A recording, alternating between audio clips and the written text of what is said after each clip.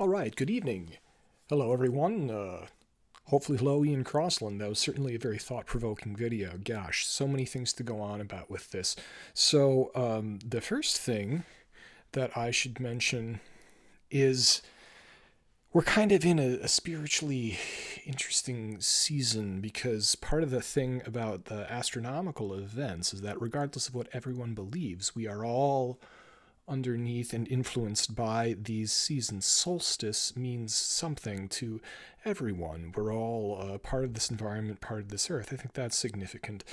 Um, the unity of God, it's a very interesting, important question. And maybe not coincidentally, I was listening to, for the first time seriously all the way through, I found, you can find it on YouTube. It's incredible. The Who doing Tommy at Woodstock, which is better than the Live at Leeds version, and I will say it, it's better than Led Zeppelin. I love Led Zeppelin. I'm going to say that. It's so, but there's it's so amazing and incredible, and it speaks to a certain kind of messianism, a kind of neo-messianism that surfaces from time to time.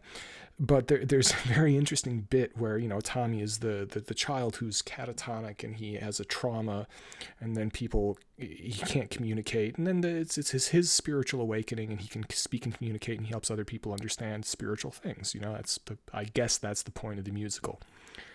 But they're performing it on stage at Woodstock. And part of the lyrics in it is there's a bit of it where they say, Tommy, all the people in the community are saying something like, Tommy doesn't know who Jesus was and can't know what praying is. How can Tommy be saved? And then the irony of it, of course, the dramatic irony is that that, oh no, Tommy is like a prophet, and Tommy is the one who's going to save other people because he, in his world of silence, is the one who's actually very close to a spiritual experience. There's a lot that one can say about that. In terms of the unity of a religious feeling, yeah, there's a certain amount of ecumenicalism. Right now we're going through a spiritual reconfiguration that my favorite philosopher of history has called Oswald Spengler has called the second religiousness. And I'm certainly not any kind of sophisticated scholar of Judaism, but I certainly have had the good privilege and opportunity to read a heavily annotated version of Leviticus, going step by step through the Parsha. When it has the footnotes, it's not boring. There's a bit in that now talking about the nation of Israel versus the not nation of Israel. The short answer is it is complicated. Ian is referencing something about how the tribes are supposed to relate to other people. There certainly are commandments, like Gideon. Gideon is told by the angel of the Lord, go make war upon the Philistines. Well, they were in a state of war. This was hostilities. So one could interpret it that way. One could say very unfavorably, oh, yes, it's horrible. All these old religions were warlike. People were warlike. And the question is, how do you deal with it? I think Ian was treating that. Also, but something that really stood out to me specifically in Leviticus, this was during the so-called conquest of Joshua. This is after Moses has died. It's when Joshua was leading the people through the land for the first time. And he says, well, and now you are going to come across the land of the Edomites. Do not attack them. He said, attack this village, attack this village. Do not attack these people, for they are the descendants of Esau. They are your kin. Deal with them honestly. And even if they fear you and offer you land, pay them the fair price for the land no matter what. And I listened to that and I thought to myself, wow. And I realized what they were talking about was the exact land that is the West Bank today. So there's a Leviticus command that says these non-12 tribe people who dwell in the land that is now the West Bank, they are your cousins. Treat them with respect. Deal with the land fairly. The Bible is instructing this in Leviticus. So it's a complex book. That's one part that I felt very happy to come across. Don't want to cherry pick. But the idea of the second religiousness, what happens in this, Spengler, and this is a whole other thing, I'm literally teaching a class on this, but briefly, there's the idea of rise and fall. Everybody understands how our civilizations rise and fall. He thought, well, let's understand this very specifically, that you can understand it. This is the way I describe it. There's an early phase, which is a rising, which is really a gathering of energy, an expressing of energy, and then there's a dispersal of energy after a peak. After a peak where you kind of, and it's instinctual at the early part, and it's systematized at the later part. As the later part kind of goes off into flatlining, to where it will either collapse or kind of go on, collapse like Rome, or go on like China and India in kind of a fossilized way. At that point of the culmination or the fulfillment of the civilization, what you have is the second religiousness. There's been increasing rationalism ever since the peak, and then there's increasing secularism, and then it gets to a point where the old religions, there are new problems that are challenging the old civilization and the old patterns, and people go back to, the conservatives tend to go back to the old religion that started at the start of the civilization, saying we need to go back to the way this was. The more radical people tend to look towards the exotic, towards the shamanistic, towards the other religions, and say we need to look for something else. But either way, there's a new religious feeling coming up. There tend to be lots of mystery cults, and we see this again and again in history in late period civilizations. One of the most acute analogies that everyone is familiar with is the analogy of the late Roman Republic to where we are today. Second religiousness is part of that. It's very, very important.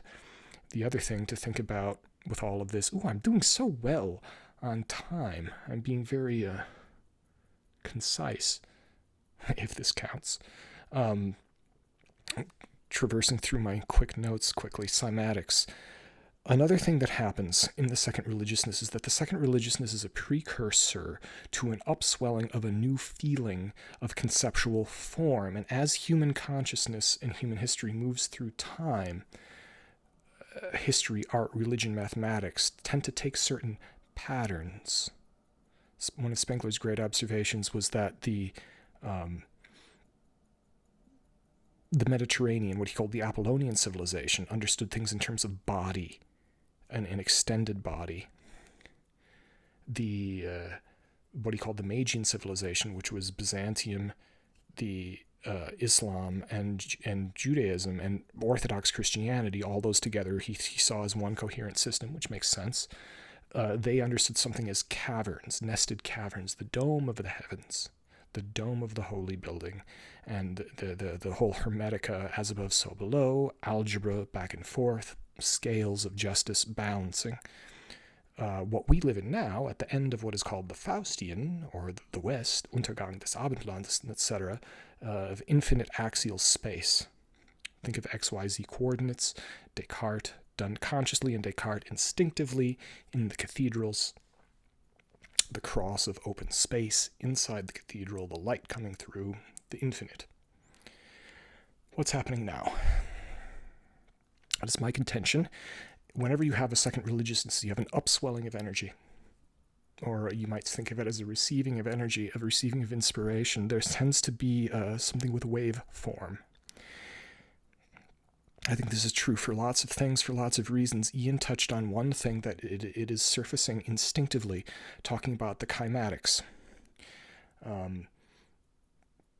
Just technically, I think kymatics are very interesting because what they are is that they are when you have the sand on the table, what that is actually mathematically, that is it's a two-dimensional slice of a four-dimensional object, actually literally a coherent, observable four-dimensional object, which as you change the pitch, you are making that four-dimensional object change and move through the table, and we are seeing a slice of it because we can only perceive it in those two dimensions. If we were able to create some type of cloud chamber that would show the resonances, and I think there's some stuff the Japanese have done that actually kind of shows that. It's hard to get like a stable, how do you get a stable resonant fog?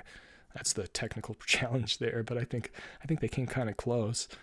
But